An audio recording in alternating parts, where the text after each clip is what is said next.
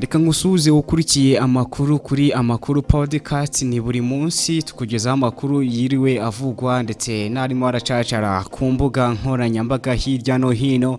Uyu ni umwanya w'amakuru, ni amakuru mwategure kandi mugiye kugezwaho nanjye Elia Anthony. Reka mbabwire ingingo z'ingenzi tuza kugarukaho mu makuru yacu y'uyu munsi. Ritegura babwira ko uwa gatanu mutagatifu watumye Perezida w'u Burundi yikorera umusaraba. Ifoto iri kugenda izenguruka ku mbuga nkoranyambaga igaragaza Perezida w'u Burundi ahetse umusaraba w'igiti kinini agaragiwe n'imbaga y'abakristo. Turaza kubabwira kandi ko NHCR yamaganye Bwongereza bushaka kohereza impunzi mu Rwanda. Minisiteri y'ingabo z'u Burusiya yavuze ko ubwato bw'intambara bwazo bwangijwe n'ibiturika kuri uyu wa 13 Mata 2022 bwamaze kurohama. Naho ingabo za Congo FARDC zisutse ku bwinshi mu majyaruguru ya Kivu mu gace ka Nyabiondo. Igisirikare cya Congo FARDC cyongeye imbaraga mu gace ka Kivu y'amajyaruguru aho biteguye guhangana byeruye n'imitwe yitwaje intwaro yazengereje icyo gice irimo na M23. Aya nabe yandi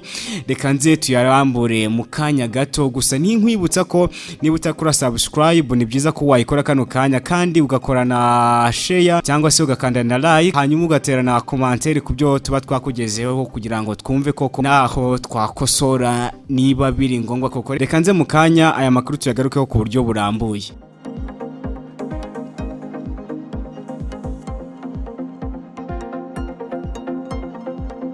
Nguhaye ikaze nanone ku makuru yacu ku buryo burambuye. NHCR yamaganye Bwongereza bushaka kohereza impunzi mu Rwanda. Itangazo ry'agashami ka Loni gashinzwe kwita ku mpunzi ku isi NHCR ryagaragaje impungenge zikomeye ku mugambi w'Ubwongereza wo guhererekanya impunzi n'abimukira.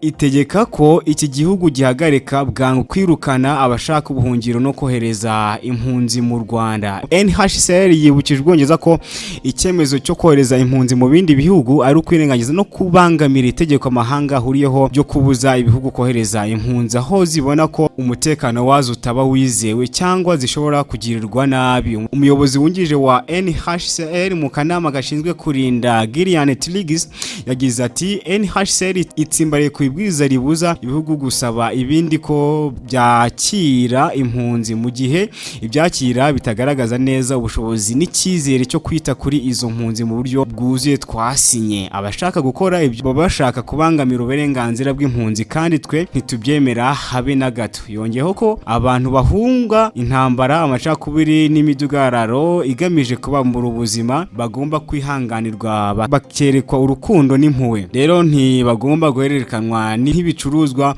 no koherezwa mu bindi bihugu bibafata uko byishakiye. NHCR yahamagariye ibihugu byombi kongera gutekereza kuri uwo mugambi. Yateguje ko gukoresha impunzi igisa n'urugendo nk'urwo ari ukuzikururira gushaka uko zashakira ubuhungiro ahandi kandi ko mu kwirwanaho ariho zihurira ibibazo by'ubuzima birimo n'urupfu. Ubwongereza busanzwe butera inkunga umuryango NHCR mu bikorwa byawo byo kurinda no gufasha impunzi ku isi ndetse butanga inkunga ku bahunze ibibazo biri muri Ukraine. Gusa kuba Ubwongereza butanga inkunga yabwo ku mpunzi z'isi zibazugarijwe n'ibibazo by'imibereho ntibikuraho inshingano z'ibihugu zo kwakira no kurinda impunzi n'abimukira ku butaka bwabo batitaye ku bwoko, inkomoko y'igihugu n'uburyo ubwo ari bwose impunzi zinjiyemo.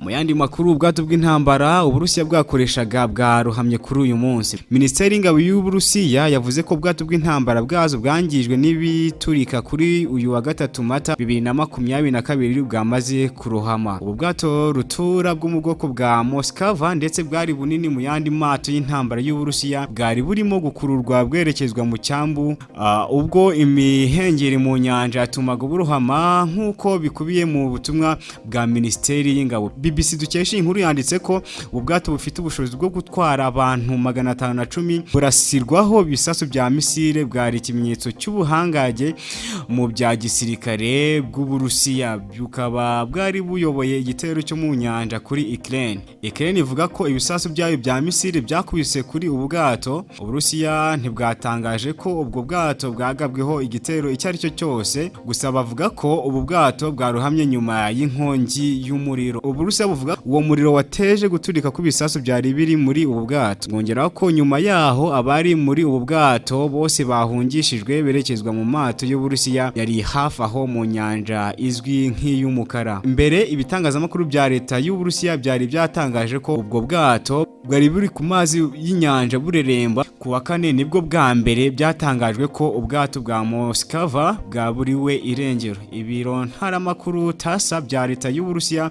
byasubiyemo amagambo ya Minisiteri y'Ingabo agira ati ubwo bwari burimo gukururwa bwerekezwaga ku cyambu bwari bujyanyweho. Ubwato bwatakaje umurongo kubera kwangirika mu rubavu ubwo umuriro wadukaga nyuma y'uko ibisasu bituritse bitewe n'imihengeri yari iri mu nyanja bwahise burohama. Mu gihe byaba byemejwe ko Ukraine yagabye iki gitero, ubu bwato bwa Moskva bupima toni 12,490 bwaba aribwo bwato bwa mbere bunini cyane burohamishijwe n'igikorwa cy'umwanzi kuva mu ntambara ya kabiri y'isi. N'ubwato bunini bwa kabiri Uburusiya butakaje kuva igitero cyabwo kuri Ukraine cyatangira mu kwezi kwa gatatu. Ubwato Saratov butwara abasirikare n'ibikoresho by'intambara bwashenywe n'igitero cya Ukraine, aho ubwato buparikwa i Beridanski. Iki kikaba ari icyambu cya Ukraine ku nyanja ya Azofu cyafashwe n'Uburusiya.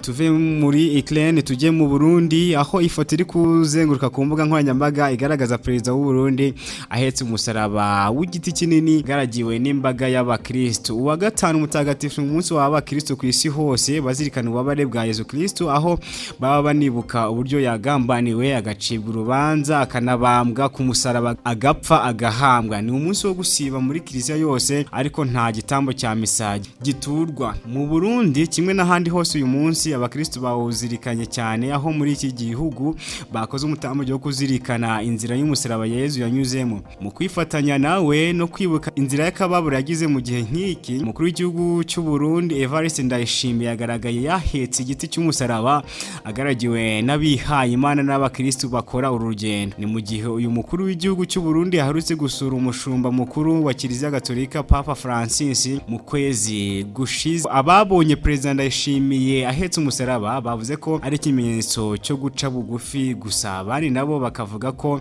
nta mukuru w'igihugu wakagendeye mu by'amadini kugera ubwo yikorezwa umusaraba. Bimenyereye ko abihaye Imana cyangwa abanyamadini bwite ari bo baheka uyu musaraba, maze abakristo bayoboye bakabakurikira basangira ubutumwa bwaranze Yesu ubwo yabambwaga.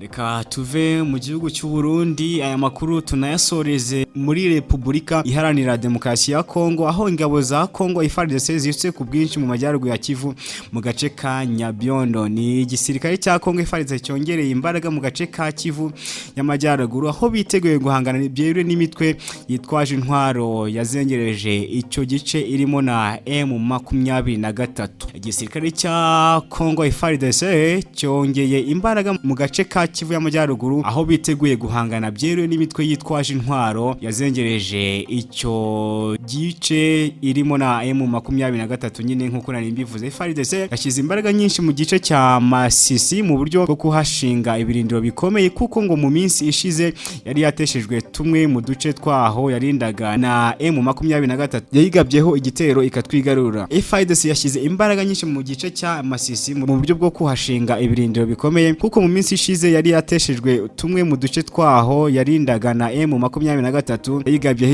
igitero ikatwigarurira, gusa ikaza gusubira inyuma ku bushake bwayo. Umuyobozi uherutse gutorwa ngo ayobore Masisi yabwiye Radio Okapi ko ingabo za Kongo FARDC zitse ku bwinshi mu gace ka Nyabyondo gaherereye mu majyaruguru ya Kivu, ku mpamvu z'uko ngo bashaka kuhashinga ibirindiro bikomeye bidashobora gutsimburwa n'imitwe yitwaje intwaro ikunze kuvugwa muri ako gace. FARDC ifashe iki cyemezo nyuma yaho ingabo za M23 zemeye kubasubiza uduce twose zari zabambuye zigasubira inyuma ku bushake. Ku mpamvu bavuze ko zigamije guha umwanya leta ya Tshisekedi gutekereza ku biganiro biberekeza ku mishyikirano. Ubuyobozi bwa M23 ntajyo buratangaza ku myitwarire ya FARDC yiteguye kubarwanya, gusa mu ntambara zose uyu mutwe wa M23 wasoje ku birindiro by'ingabo za Kongo byarangiraga ubatsimbuye ndetse ubereka ko ushobora no kwigarurira igice kinini cyako kare. Gusa impande zombi zihora zitana ba mwana, nyuma bikagaragara ko uruhande rwa leta ya Kongo rusa n'urwaburiye umuti urambye umutwe w'inyeshyamba wa M23 nganye. Ruhande rw'uyu mutwe umuvugizi wawo